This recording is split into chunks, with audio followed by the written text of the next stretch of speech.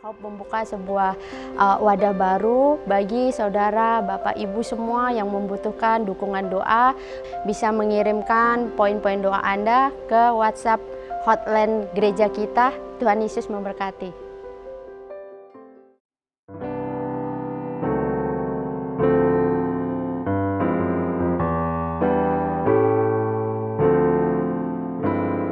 Shalom saudara-saudari terkasih dalam Tuhan. Sesaat lagi Anda akan mendengarkan pengajaran firman Tuhan yang dapat membangun iman Anda di dalam Kristus Yesus serta menginspirasi kehidupan Anda. Dari House of Prayer Church, selamat mendengarkan.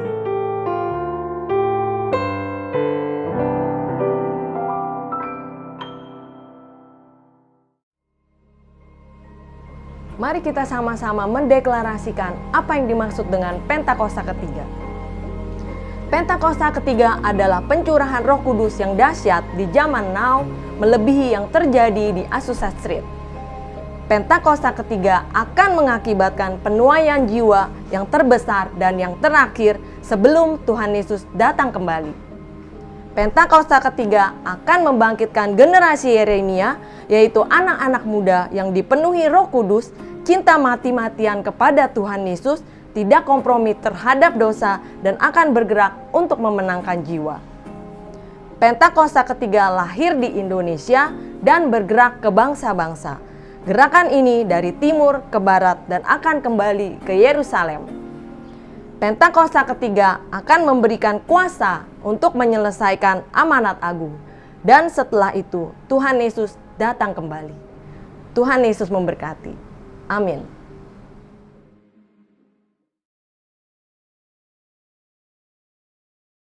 Shalom semuanya, shalom. Wah, kita bersuka cita dan hari ini kita mau bawa pujian penyembahan kita, bahkan hati kita yang terbaik ke hadapan Tuhan, Allah kita yang dahsyat. Yes. Tapi sebelumnya kita mau sama-sama satukan hati, kita mau berdoa dulu. Tuhan Yesus, terima kasih. Terima kasih Tuhan buat setiap kami hari ini, dimanapun kami berada, di rumah kami masing-masing, kami rindu untuk memuji menyembah Tuhan. Tuhan, biar setiap pujian penyembahan yang hari ini kami naikkan boleh jadi rupa yang harum di hadapan Tuhan. Kami rindu Tuhan, walaupun kami di rumah aja, tapi kami sungguh-sungguh mau kasih yang terbaik buat Tuhan. Yang mau berikan yang terbaik buat Tuhan, gak yang main-main, gak yang setengah-setengah Tuhan.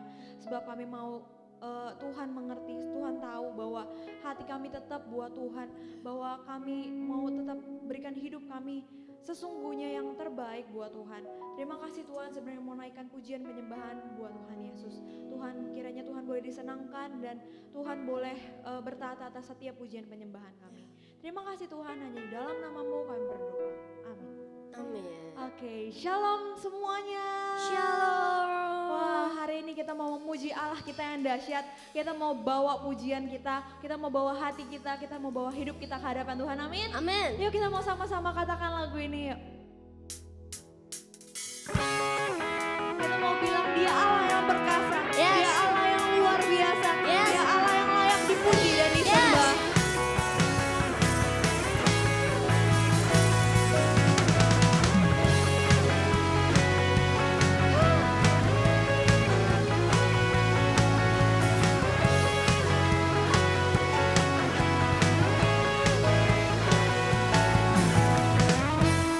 Bukan dengan kuat gagahku, namun karena kasih-Mu, Kau yang menebus genap jiwaku. Lewati badai tak ku ragu, karena Kau tinggal dalamku. Dengan imanku ku berseru, Kaulah Raja, Allah perkasa, surga bumi pun menyembah. Genap firman-Mu terangi jalanku. Kaulah Tuhan Allah yang perkasa. Kita mau sama-sama katakan lagu ini.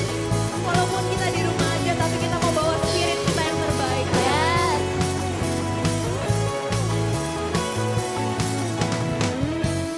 Bukan dengan kuat gagahku, namun karena kasih-Mu, Kau yang menebus genap jiwaku. Katakan lewati badai.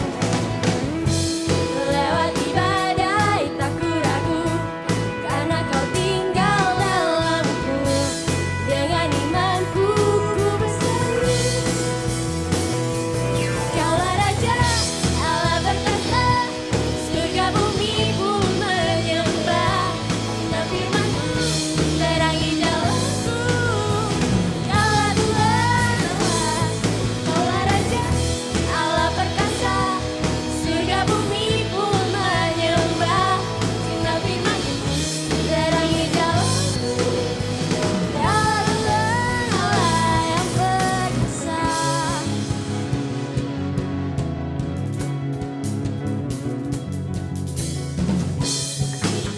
Mari semua yang setuju kalau Allah kita adalah Allah yang perkasa, semua bisa tepuk tangannya sama-sama.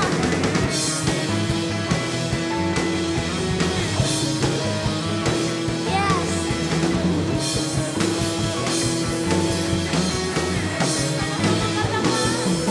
Kaulah Raja, Allah perkasa, surga bumi pun menyembah. Genap firman-Mu terangi jalanku. Kaulah Tuhan, Kaulah Raja, Allah perkasa, surga bumi pun menyembah. Genap firman-Mu terangi jalanku. Kaulah Tuhan Allah yang perkasa.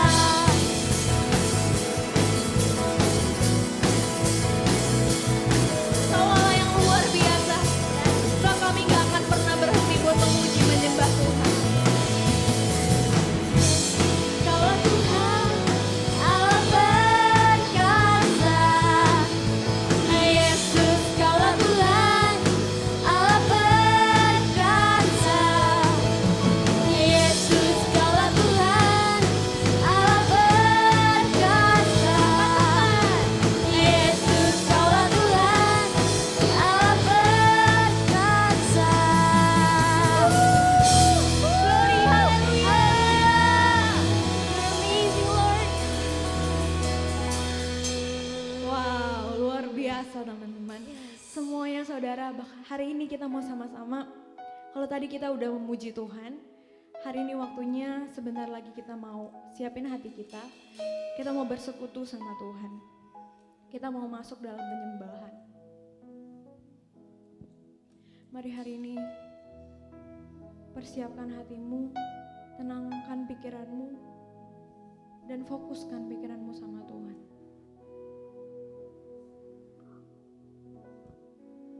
Mari renungkan setiap kebaikan Tuhan. Bahkan dalam keadaan apapun, Tuhan tetap setia sama setiap kita. Dan tugas kita cuma satu, tetap percaya sama Tuhan. Di setiap musim yang ada, walau mungkin gak mudah, tapi hari ini kita mau sama-sama bilang dan perkatakan janji kita sama Tuhan bahwa kita akan tetap percaya dan berpegang erat sama Tuhan.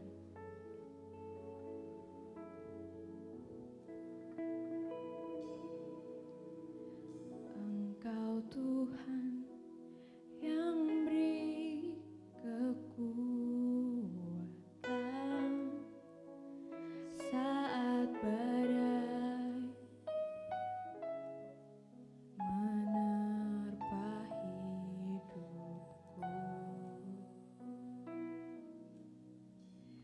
Di dalam-Mu aku tenang, sebab janji-Mu setia bagiku. Katakan, ku tetap percaya, walau ku tak melihat jalan di depanku. Tak pernah ku ragu, ku tetap menyembah. Apapun yang terjadi di dalam hidupku, tak pernah ku ragu, ku tetap percaya.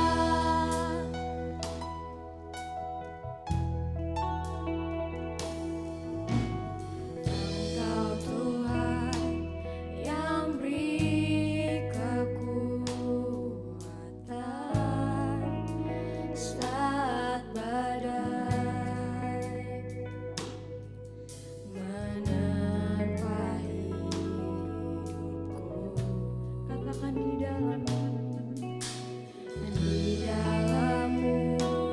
aku tenang, sebab janji-Mu setia bagiku. Jangan sungguh katakan, ku tetap percaya, walau ku tak melihat jalan di depanku.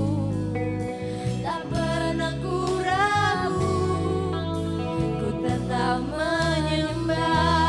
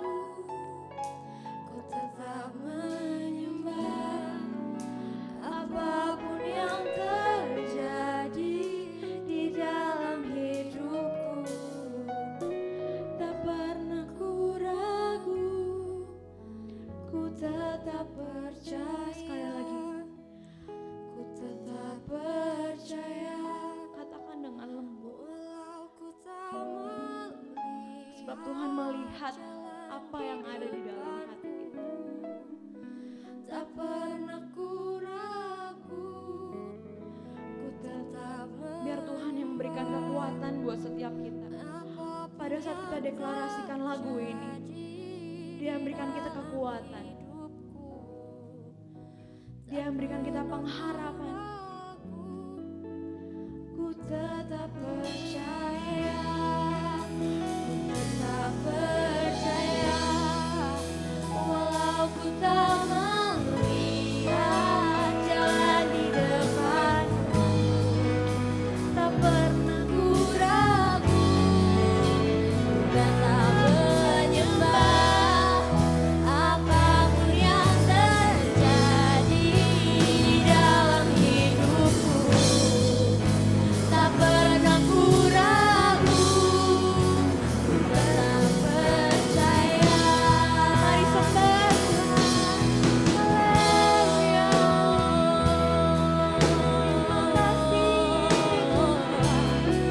Tetap percaya kepadamu, hanya kepadamu Tuhan.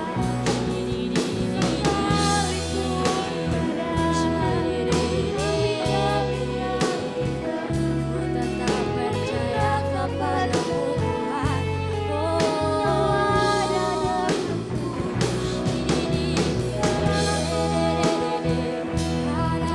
Bawa penyembahan Tuhan.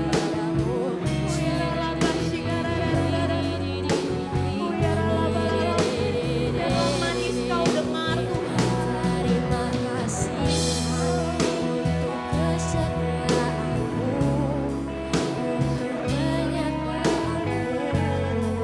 penyertaanmu.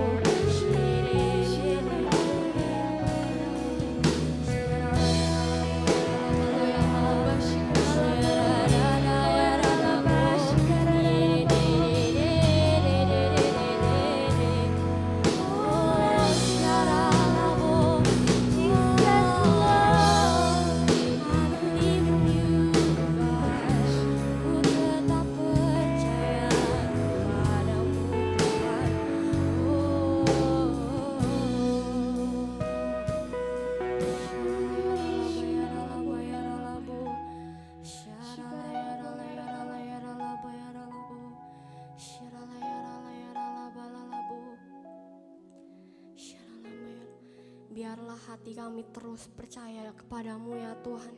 Dan biarlah jiwa kami, hati kami bisa terus menyanyikan pujian untuk Engkau ya Tuhan. Biarlah roh kami bisa terus terkoneksi ya Tuhan sama Engkau ya Tuhan.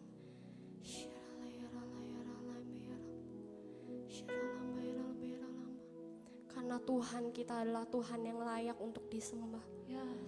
Karena Dia adalah Allah yang paling layak untuk ditinggikan. Mari sembah Tuhan, hai jiwaku.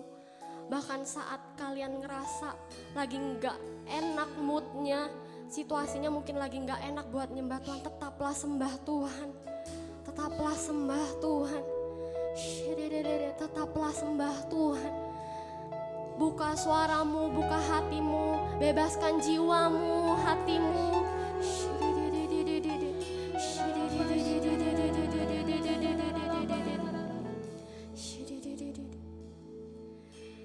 Nyanyi dan bersoraklah bagi Dia, pujian, hormat, kuasa bagi Raja. Gunung tunduk, laut bergelora, mendengar namamu. Ku bersuka atas perbuatanmu, selamanya ku kasihi Engkau Tuhan. Tiada janji seperti yang ada padamu. Mari nyanyikan sekali lagi, nyanyi dan bersoraklah bagi Tuhan kita. Nyanyi dan bersoraklah, nyanyi dan bersoraklah hai jiwaku, pujilah Tuhan. Pujilah Tuhan, sembah Tuhan saat ini teman-teman. Sembah Dia, sembah Dia. Tunduk, laut bergelora. Dia adalah Allah yang paling berkuasa. Bahkan bumi aja tunduk mendengar suaranya. Bumi aja tunduk mendengar namanya. Ku bersuka atas perbuatanmu, selamanya ku kasih Engkau Tuhan. Tiada janji seperti yang ada padamu.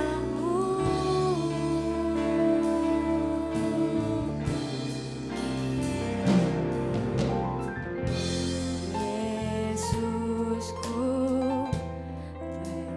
penyelamatku, tiada yang seperti Engkau. Setiap hari ku memuji keajaiban kasih-Mu.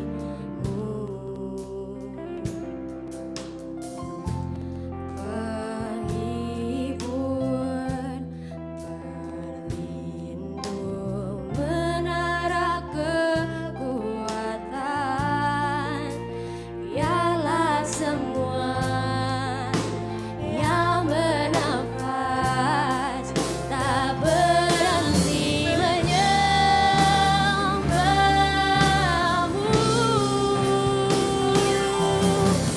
Nyanyi dan bersoraklah bagi Dia, pujian, hormat, kuasa bagi Raja. Gunung tunduk, laut bergelora, mendengar nama-Mu. Ku bersuka atas perbuatan-Mu ya Tuhan. Yes, yes. Selamanya ku kasih Engkau Tuhan. Tiada janji seperti yang ada padamu. Mari katakan sekali lagi, nyanyi dan bersoraklah. Nyanyi dan bersoraklah bagi Dia, pujian, hormat, kuasa bagi Raja. Gunung tunduk, laut bergelora, mendengar nama-Mu. Ku bersuka atas perbuatan-Mu, selamanya ku kasih Engkau Tuhan. Tiada janji seperti yang ada padamu. Mari sembah Tuhan, mari sembah Tuhan. Naikkan penyembahan-Mu untuk Tuhan saat ini. Mari sembah Dia, Raja di atas segala raja, Allah di atas segala Allah, Tuhan di atas segala Tuhan, yang paling berkuasa di muka bumi ini.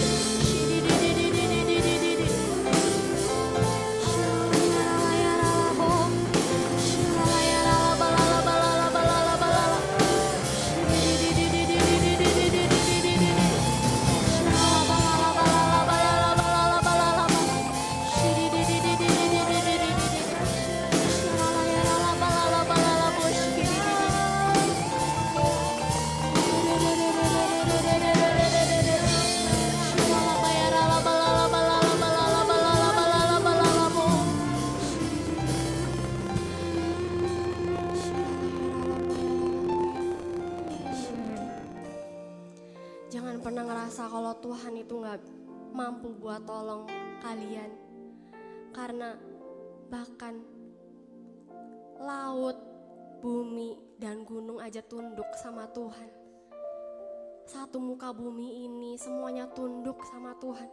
Dan Tuhan kita yang paling berkuasa itu ada dalam kita.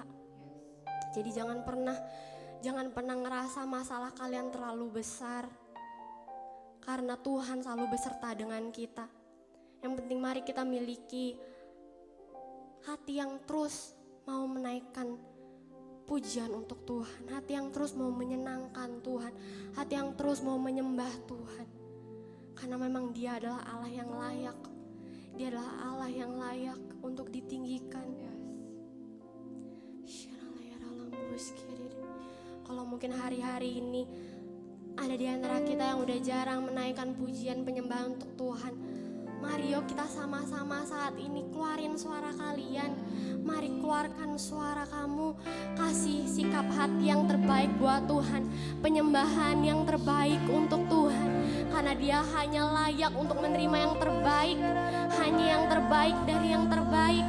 Jadi mari bawa korban persembahan yang terbaik buat Tuhan, bukan yang bercacat celah, tapi yang terbaik buat Tuhan. Mari perbaiki sikapmu. Kalau sekarang kamu lagi santai-santai, lagi gak terlalu fokus, mari perbaiki. Ayo kasih yang terbaik buat Tuhan. Mari sembah Tuhan kita. Biar saat kemuliaan Tuhan turun, mujizat terjadi di rumahmu, mujizat terjadi. Semua yang sakit sembuh, semua yang kehilangan pengharapan dapat pengharapan yang baru, yang lemah dapat kekuatan yang baru. Mari Tuhan, kemuliaan-Mu Tuhan, kami undang Engkau ya Tuhan, kami sembah Engkau saat ini ya Bapa. Mengalir dalam pujian kami, mengalir dalam penyembahan kami.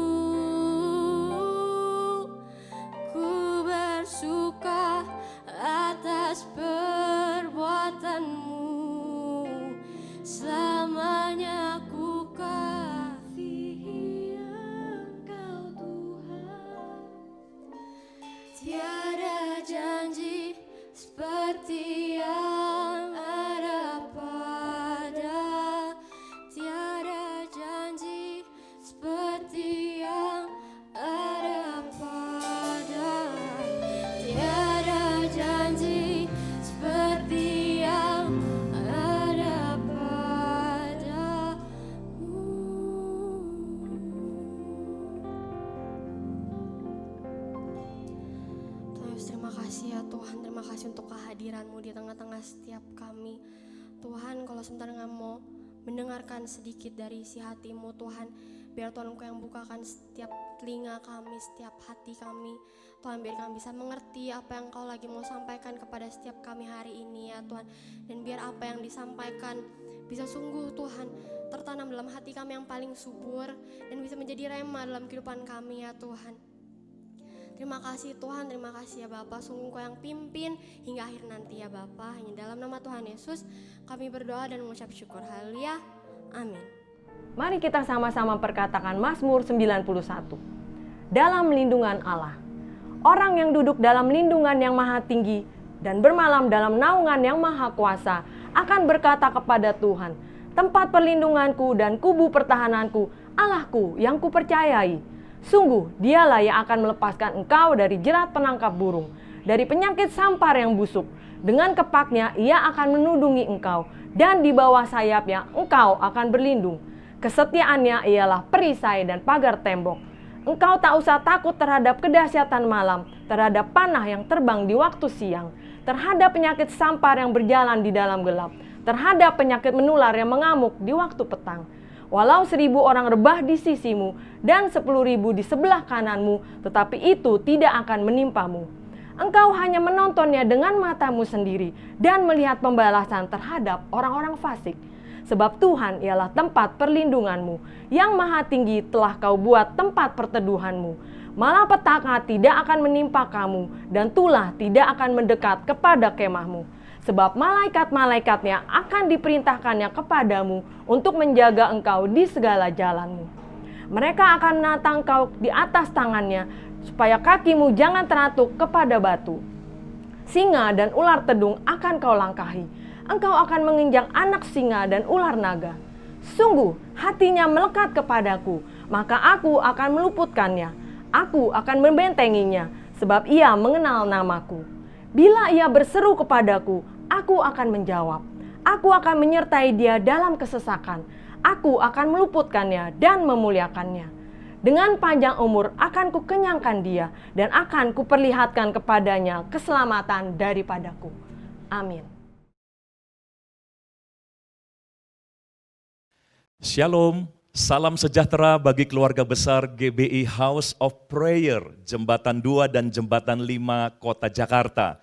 Senang sekali saya bisa diberi kepercayaan untuk bersama-sama kita belajar dari firman Tuhan kembali. Mari kita siapkan hati kita siap diberkati dengan berkat rohani dari firman Tuhan. Nah, saya ingin share pada saat ini tentang kekuatan atau strength. Nah, bukankah inilah hal yang diinginkan dan dirindukan dan diupayakan oleh banyak orang? Siapa yang gak ingin tubuhnya kuat? Makanya kita olahraga, kita rajin untuk gym dan sebagainya. Nah, siapa yang tidak ingin keuangannya kuat? Ya, siapa yang tidak ingin kedudukannya kuat? Bicara kekuatan, maka itulah harapan dan kerinduan semua orang. Dan kita berani bayar berapapun harganya untuk mendapatkan kekuatan itu. Nah, terutama dalam masa-masa pandemi ini, Bapak Ibu Saudara, di mana ada banyak tantangan, krisis, dan kehidupan yang semakin berat, maka kita rindu agar rumah tangga kita kuat, iman kita kuat, pengharapan kita kuat. Saya percaya kita tidak hanya ingin hidup kita indah, tetapi juga harapan kita adalah hidup kita kuat dan mampu bertahan menghadapi segala tantangan yang ada. Saya akan ajak kita melihat firman Tuhan dalam Efesus pasal yang ke-6 ayat yang ke-10. Efesus pasal yang ke-6 ayat yang ke-10. Saya akan bacakan dan kita akan simak dengar dengan baik. Demikian firman Tuhan, akhirnya, ya, jadi akhirnya hendaklah kamu kuat di dalam Tuhan, di dalam kekuatan kuasanya. Akhirnya hendaklah kamu kuat di dalam kekuatan, di dalam Tuhan, di dalam kekuatan kuasanya. Nah, Bapak Ibu, Paulus sedang berbicara kepada jemaat di Efesus. sebuah jemaat yang tinggal di sebuah kota besar yang namanya Efesus, di mana kota Efesus adalah kota yang penuh dengan penyembahan berhala, penuh dengan praktek sihir, sebuah kota maju yang begitu hedonis, sehingga kekristenan mendapatkan tekanan, penolakan, dan bahkan ditentang habis-habisan. Sehingga jemaat Tuhan di kota Efesus tentu berhadapan dengan situasi yang berat dan sulit. Nah, Paulus memberi nasihat agar mereka jangan kalah, jangan menjadi lemah dengan situasi dan tantangan yang ada di kota di mana mereka tinggal. Hendaklah kamu menjadi kuat di dalam Tuhan.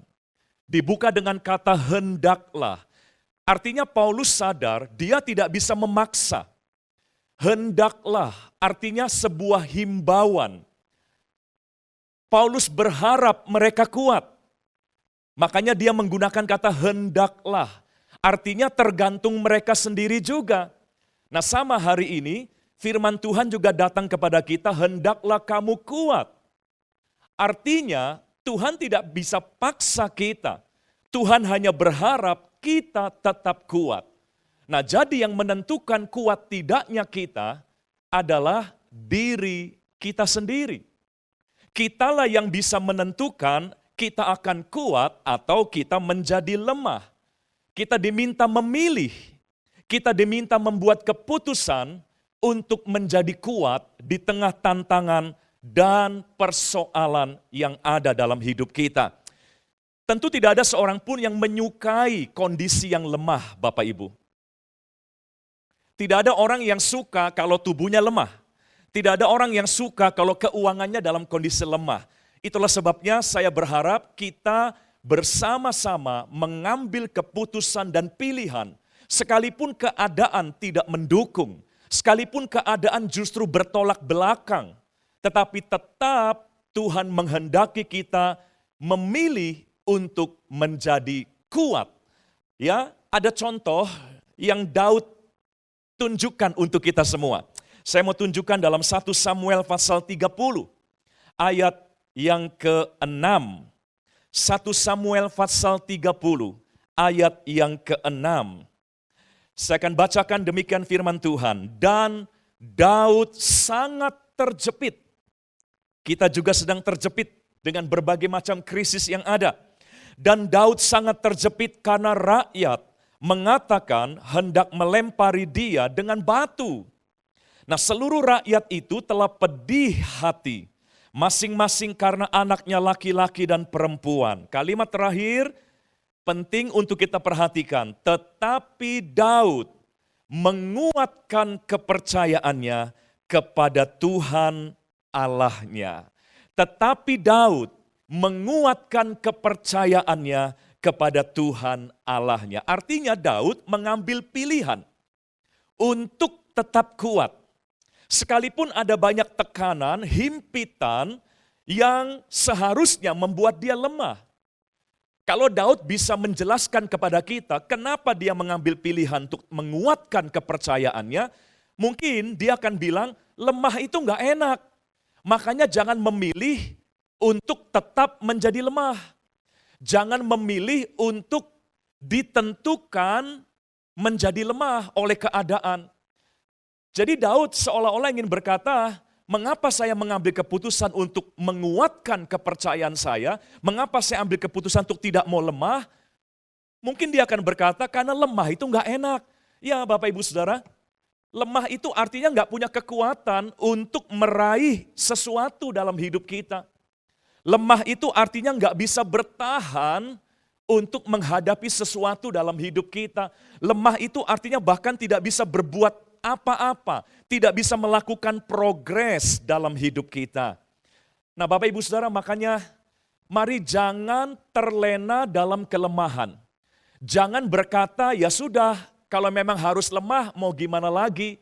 Jangan membiarkan diri kita terus-menerus dalam kelemahan. Mari ambil keputusan, saya mau menjadi kuat. Ambil tindakan untuk membuat hidup kita menjadi kuat dan tidak lemah. Mungkin Bapak Ibu berkata, tapi situasi Pak, Daud juga punya situasi yang buruk. Dikatakan bahwa ada banyak orang menghimpit dia dengan kekecewaan, dengan kepahitan, dan itu dilampiaskan semuanya kepada Daud. Daud juga tidak punya situasi yang mendukung, tapi dia memberanikan diri untuk mengambil pilihan menjadi kuat. Makanya Rasul Paulus tadi berkata, hendaklah, artinya tergantung kamu. Hendaklah kamu menjadi kuat. Menjadi kuat di dalam Tuhan dan di dalam kekuatan kuasanya. Kita kuat bukan di dalam self-confident kita, bukan. Kita kuat bukan di dalam keuangan dan kedudukan kita.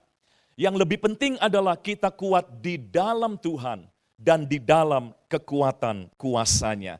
Nah, pada kesempatan ini saya mau tunjukkan 3 sumber kekuatan yang Bapak Ibu bisa dapatkan dalam hidup kita masing-masing. Tidak peduli saudara orang yang sudah cukup tua atau masih muda, tidak peduli saudara pria atau wanita, tidak peduli kita apapun status sosial kita. Maka saya akan tawarkan, Alkitab akan tawarkan 3 sumber kekuatan. Yang dari 3 hal itu kita bisa dapatkan kekuatan dalam hidup kita. Yang pertama, Ayub pasal 17 ayat yang ke-9. Ayub 17 ayat yang ke-9. Firman Tuhan berkata begini, meskipun begitu orang yang benar tetap pada jalannya. Nah, kalimat terakhir perhatikan, dan orang yang bersih tangannya bertambah-tambah kuat. Saya ulangi, kalimat terakhirnya bagus sekali untuk kita perhatikan. Orang yang bersih tangannya bertambah-tambah kuat. Jadi sumber kekuatan yang pertama adalah pembersihan kehidupan kita. Makanya mari hiduplah dalam pertobatan Bapak Ibu Saudara. Jangan biarkan ada dosa, kenajisan, pelanggaran, ketidaktaatan yang terus kita pelihara. Hiduplah benar dan bersih di hadapan Tuhan. Sebab dikatakan orang yang bersih tangannya bukan cuma kuat, tapi bertambah kuat dari waktu ke waktu. Kalau kita membersihkan hidup kita, artinya hidup dalam pertobatan, mau mengoreksi diri, mau membuang apa yang masih salah dalam hidup kita, maka berkatnya adalah kita akan dibawa from strength to strength. Kita akan dibawa Tuhan dari kekuatan yang satu kepada kekuatan yang berikutnya. Analogi sederhananya mudah. Lingkungan yang bersih akan membuat kehidupan menjadi kuat. Sebaliknya lingkungan yang kotor, lingkungan yang tercemar, lingkungan yang penuh racun dan penuh dengan bahaya, itu akan membuat semua yang hidup di lingkungan itu menjadi lemah kehidupannya. Nah, hidup kita juga harus bersih. Jangan hidup dalam kekotoran lagi. Dosa akan menggerogoti kekuatan kita. Tapi sebaliknya ketaatan kepada firman Tuhan akan meningkatkan kekuatan rohani kita. Kembali saya tunjukkan contoh dari Raja Daud. Dan kali ini saya mau bandingkan Daud dengan Saul. Mari, dalam 2 Samuel pasal 3 ayat yang pertama. 2 Samuel pasal yang ketiga ayat yang pertama. Ada masa di mana ada persaingan antara Daud dan Saul. Dan jelas, Saul merasa Daud adalah saingan kuatnya dia. Makanya Saul iri kepada Daud. Saul makanya tidak suka dengan Daud.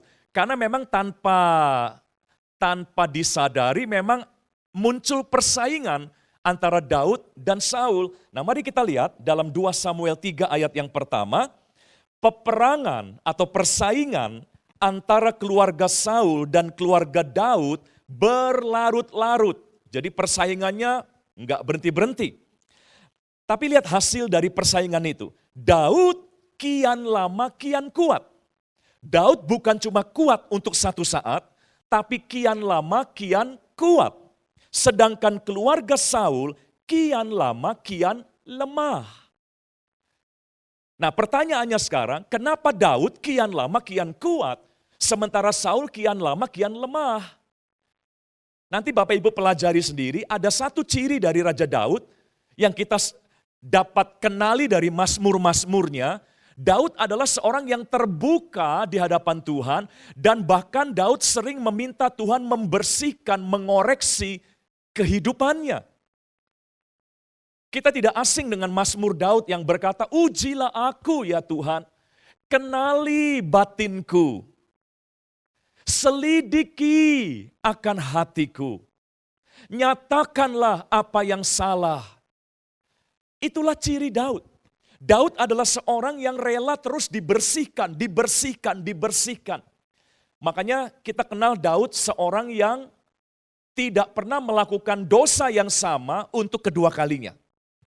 Dia bisa saja jatuh dalam dosa, tapi dia tidak pernah jatuh dalam dosa yang sama untuk kedua, ketiga, atau keempat kalinya. Karena Daud adalah seorang yang rela dibersihkan. Dia bukan orang sempurna, tapi dia orang yang selalu terbuka dan memberi dirinya untuk selalu dibersihkan. Dan kembali kepada poin pertama tadi kita, pembersihan hidup. Orang yang bersih hidupnya, tangannya, kian lama kian kuat. Dan ini terjadi pada Daud. Sementara Saul kian lama kian lemah. Kenapa? Karena Saul berbeda dengan Daud. Saul adalah orang yang anti koreksi. Saul adalah orang yang tidak hidup dalam pertobatan. Ketika ditegur bukannya bertobat, dia malah marah. Orang seperti apakah kita hari-hari ini? Kalau kita merindukan hidup yang kuat dan bertambah hari bertambah kuat, sekalipun ada pandemi, krisis, dan sebagainya. Mari teladanilah apa yang Daud pernah lakukan dalam hidupnya. Dia rela terus membersihkan hidupnya sesuai dengan kehendak Tuhan. Dan akibatnya orang yang bersih hidupnya kian lama, kian kuat. Jadi itu yang pertama, sumber kekuatan kita adalah kehidupan yang terbuka dan rela terus dibersihkan. Nah yang kedua Bapak Ibu Saudara, saya ajak kita melihat dalam Injil Lukas pasal yang kedua, ayat 39 sampai 40. Kita akan lihat dari kehidupan Tuhan Yesus, Juru Selamat kita. Lukas 2 ayat 39 dan 40. Ada masa di mana Tuhan Yesus dikatakan bertumbuh semakin kuat.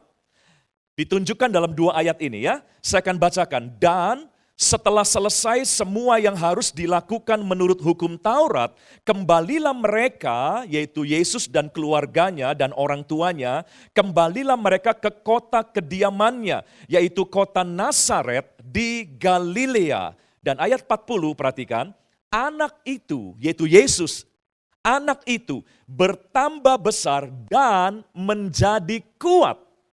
Inilah yang kita rindukan, bukan? Yesus pun bertambah besar dan menjadi kuat, penuh hikmat dan kasih karunia Allah ada padanya. Jadi Tuhan Yesus mengalami pertumbuhan semakin kuat ketika dia tinggal di Nazaret. Nah mari kita bertanya, emang dia melakukan apa di Nazaret? Apa yang menyebabkan dia menjadi kuat selama dia tinggal di Nazaret? Mari saya tunjukkan ya dalam Lukas pasal yang keempat, ayat 16, ini jawabannya.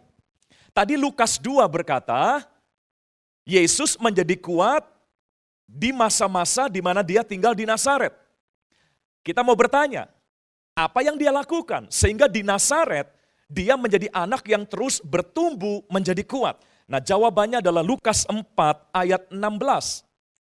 Lukas 4 ayat 16 dikatakan, ia yaitu Yesus datang ke Nazaret, tempat ia dibesarkan, atau kalau saya ganti, tempat ia menjadi kuat, ya di Nazaret. Nah, dikatakan selanjutnya, dan menurut kebiasaannya, jadi ada sebuah kebiasaan yang dia bangun selama dia dulu pernah tinggal di Nazaret. Menurut kebiasaannya pada hari Sabat, ia masuk ke rumah ibadat, lalu berdiri hendak membaca dari Alkitab. Jadi izinkan saya menyimpulkan begini Bapak Ibu. Dikatakan Tuhan Yesus menjadi kuat ketika dia tinggal di Nazaret. Nah ternyata di Nazaret ada kebiasaan yang Yesus selalu lakukan, yaitu pada hari Sabat, Yesus selalu masuk ke rumah ibadah, ya tentu beribadah, lalu dia aktif di rumah Tuhan dengan cara membaca Alkitab, membaca kitab-kitab yang ada di rumah ibadat itu. Jadi saudaraku, kenapa dia bertumbuh menjadi kuat di Nazaret? Karena ada kebiasaan beribadah, ada kebiasaan aktif di rumah ibadah. Sehingga Yesus menjadi kuat selama dia tinggal di Nazaret. Sebab di Nazaret dia membangun kebiasaan, yaitu beribadah kepada Tuhan. Bersekutu dengan Tuhan. Jadi Bapak Ibu, yang kedua ini adalah kita bisa semakin kuat kalau kita membangun satu habits, satu gaya hidup, yaitu selalu beribadah, bersekutu, dekat dengan Tuhan, intim dengan Tuhan, secara reguler. Bukan hanya kalau bisa saja, bukan hanya kalau ada waktu saja. Jadi kita nggak mungkin kuat kalau kita nggak rutin berhubungan dengan Tuhan. Kita nggak mungkin kuat kalau kita tidak reguler beribadah kepada Tuhan. Sekalipun di masa pandemi ini kita memang nggak bisa beribadah secara fisik. Tetapi puji Tuhan ada teknologi yang tetap menawarkan kita untuk bisa beribadah di rumah-rumah. Manfaatkanlah itu saudara. Nah iblis ingin menjauhkan kita dari pertemuan-pertemuan ibadah. Seperti Ibrani 10 ayat 25 katakan, di akhir zaman akan ada kebiasaan di mana orang akan menjauhkan diri dari pertemuan ibadah. Itulah yang menyebabkan banyak orang akhirnya tidak mempunyai kekuatan. Karena dia terpisah dari Tuhan. Dia tidak continue bersekutu dengan Tuhan. Seperti arang Bapak Ibu. Coba bayangkan batu arang ya, yang menyala merah, panas. Tetapi ketika ada satu batu, satu bongkah arang yang tadinya menyala panas, lalu diambil, dicabut dari kelompok arangnya itu. Akhirnya satu bongkah arang yang tadinya merah, menyala, panas, ketika dia dicabut, dia tidak lagi bergabung dengan komunitasnya. Maka akhirnya lama-lama akan padam. Kekuatan energinya akan surut. Dan akhirnya dia menjadi batu yang dingin dan mati. Hidup kita pun seperti itu. Tuhan sediakan gereja, Tuhan sediakan komunitas, Tuhan sediakan kelompok sel, cool, dan sebagainya. Supaya kita bisa mendapat kekuatan di dalamnya. Jadi Bapak Ibu manfaatkanlah itu. Dan jangan cuma pasif di rumah Tuhan. Yesus aktif di bait Allah dengan membaca kitab-kitab yang ada. Seperti kita exercise. Aktivitas rohani itu seperti kita exercise. Orang kalau exercise tubuhnya akan semakin kuat. Jadi mari Bapak Ibu Saudara, resep yang pertama dari Daud. Kalau ingin terus menjadi kuat dan semakin kuat, hidup harus terus mau dibersihkan. Lalu resep dari Tuhan kita Yesus Kristus, kalau mau terus bertumbuh menjadi semakin kuat, mari reguler, jangan biarkan kehidupan ibadah kita menjadi berkurang atau menjadi semakin renggang. Tapi justru harus semakin giat dilakukan supaya kita terus menjadi orang yang dikuatkan di dalam Tuhan. Yang terakhir, yang ketiga Bapak Ibu Saudara, kali ini kita belajar dari nasihat Rasul Paulus. Sumber kekuatan yang kita bisa praktekkan dalam hidup kita. Dalam 2 Timotius pasal yang kedua, ayat 1 dan ayat yang kedua. 2 Timotius 2, ayat 1 dan ayat yang kedua. Saya baca ya, ayat 1 dulu. Sebab itu hai anakku, jadilah kuat oleh kasih karunia dalam Kristus Yesus. Jadi Paulus menasihatkan Timotius, kamu gak boleh lemah. Kamu harus kuat, kamu harus jadi kuat. Lalu bagaimana caranya? Ayat yang kedua, Paulus meneruskan begini. 2 Timotius 2 ayat yang kedua. Apa yang telah engkau dengar daripadaku di depan banyak saksi, percayakanlah itu kepada orang-orang yang dapat dipercayai. Atau bagikanlah itu, semua yang kamu dapat dari aku, semua yang kamu telah terima dari aku, sharekan, bagikan, percayakanlah kepada orang-orang lain yang dapat dipercaya dan yang juga cakap mengajar orang lain. Jadi Bapak Ibu Saudara, yang ketiga adalah kita bisa menjadi kuat dengan cara kita membagikan sesuatu. Mempercayakan sesuatu. Artinya, dengan kita memberi, kita akan semakin kuat. Rasanya memang gak masuk di akal ya. Tetapi inilah dimensinya Allah. Dimensinya dunia adalah semakin banyak mengumpulkan, semakin kuat. Makanya kita terjebak dengan prinsip ya, hemat pangkal kuat atau pangkal kaya. Itulah dimensinya dunia. Tapi dimensinya Allah, semakin kita bermurah hati, semakin kita banyak menyalurkan, semakin banyak kita menjadi berkat, kita akan semakin kuat. Paulus mendidik Timotius, kamu harus kuat. Itu ayat yang pertama tadi. Caranya gimana? Ayat yang kedua Paulus beritahu, semua yang kamu telah terima dari aku, bagikan kepada orang lain. Percayakan pada orang lain. Jadi Bapak Ibu Saudara, tetaplah jadi orang yang bermurah hati. Tetaplah generous di tengah situasi yang memang tidak baik ini. Sebab Tuhan berjanji orang yang banyak menyebarkan harta akan semakin kuat dan diperkaya. Mari saya akan tunjukkan Amsal pasal 11.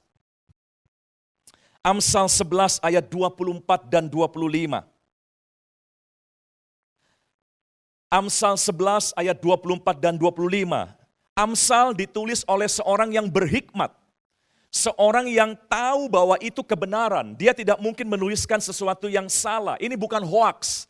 Ini bukan hoax. Ini fakta yang dia lihat dalam kehidupannya. Dia tulis begini, ayat 24. Ada yang menyebar harta, tetapi bertambah kaya. Finansialnya bertambah kuat. Justru ketika semakin bermurah hati, begitu ya. Ada yang menghemat secara luar biasa, namun selalu berkekurangan. Itu dimensi dunia.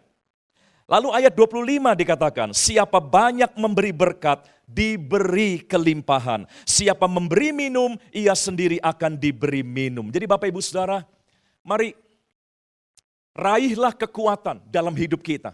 Ketika Tuhan berkata, hendaklah kamu kuat. Tuhan juga sediakan caranya, sumber-sumbernya, supaya kita menjadi kuat. Saya ulangi yang pertama, jangan hidup dalam kekotoran lagi. Bersihkan hidup kita. Kalau hidup kita bersih, kita akan semakin bertambah kuat. Lalu yang kedua, pertahankan gaya hidup, kebiasaan, di mana kita selalu dekat dengan Tuhan, beribadah kepada Tuhan. Maka itu akan membuat kita seperti Yesus, bertumbuh menjadi semakin kuat. Dan yang ketiga, masuk dimensinya Tuhan.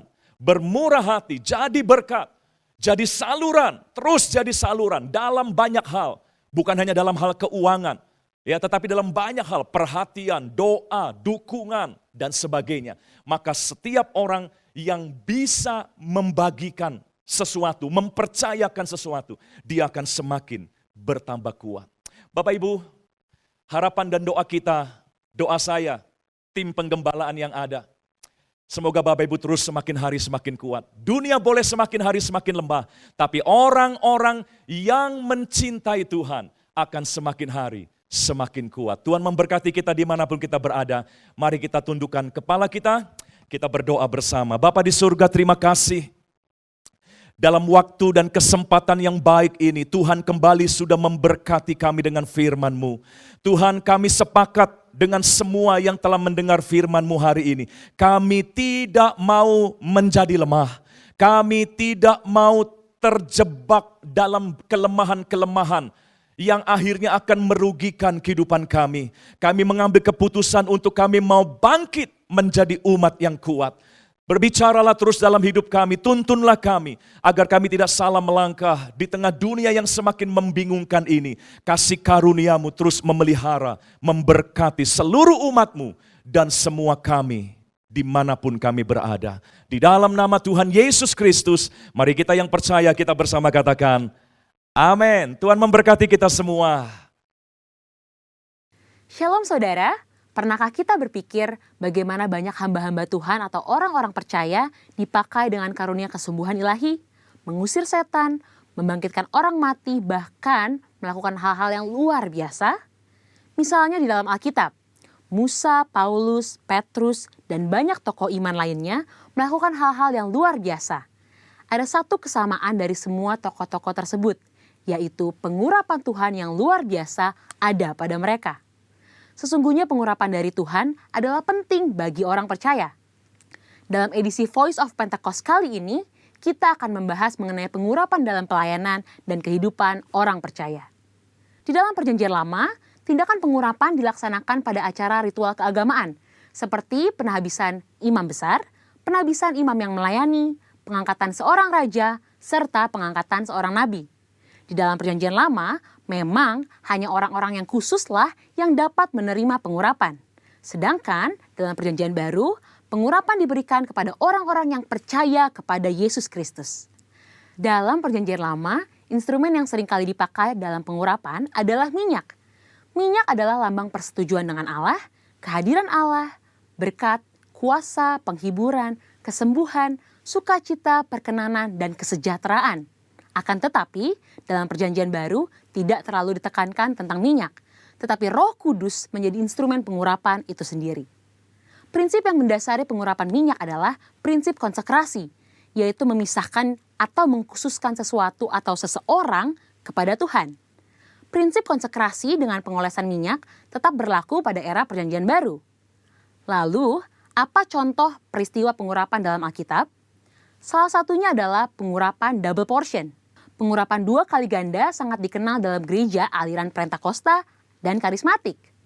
Istilah ini mengacu kepada peristiwa Elia dan Elisa yang dicatat dalam 2 Raja-Raja 2 ayat 1-14, di mana Elisa meminta 2 bagian dari roh Elia. Salah satu dampak dari pengurapan double portion yang diterima Elisa adalah mujizat-mujizat yang Tuhan kerjakan melalui pelayanan Elisa 2 kali lipat lebih banyak dari Elia. Hal ini tidak membuktikan bahwa Elisa lebih hebat dari Elia, justru lebih membuktikan bagaimana mentoring yang dilakukan Elia kepada Elisa berhasil.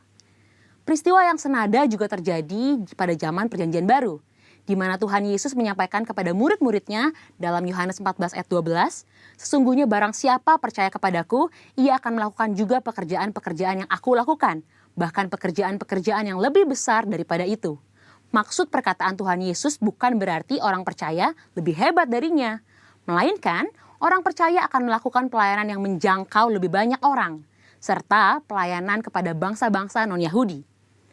Dengan perkembangan teknologi, internet, dan media sosial, kini semua pelayanan penjangkauan dimungkinkan. Roh Kudus memenuhi dan mengurapi orang percaya untuk melakukan pelayanan tersebut. Pengurapan double portion merupakan pengurapan untuk pelayanan yang lebih besar. Umumnya terjadi dalam konteks bapa rohani dengan anak rohani.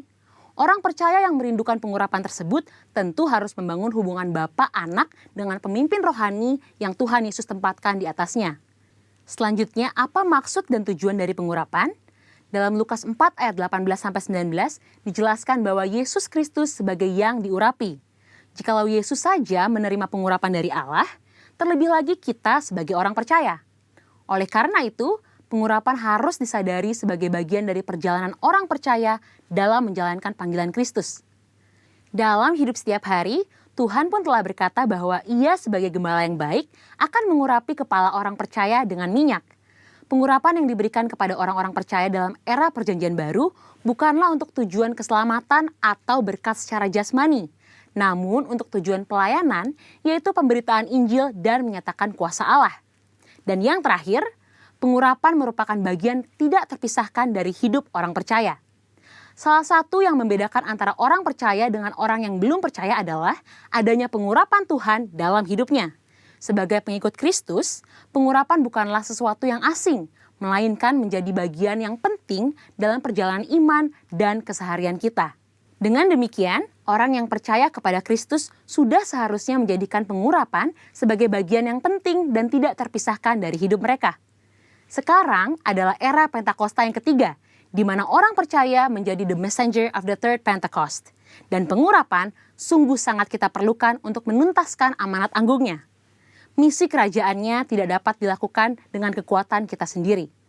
Jadi, kita jangan sampai melewatkan kesempatan untuk menerima pengurapan dari Tuhan melalui para pemimpin rohani kita. Mari terima pengurapan Tuhan dengan iman dan mulai melangkah untuk mengerjakan apa yang Roh Kudus perintahkan di dalam hidup kita. Tuhan Yesus memberkati.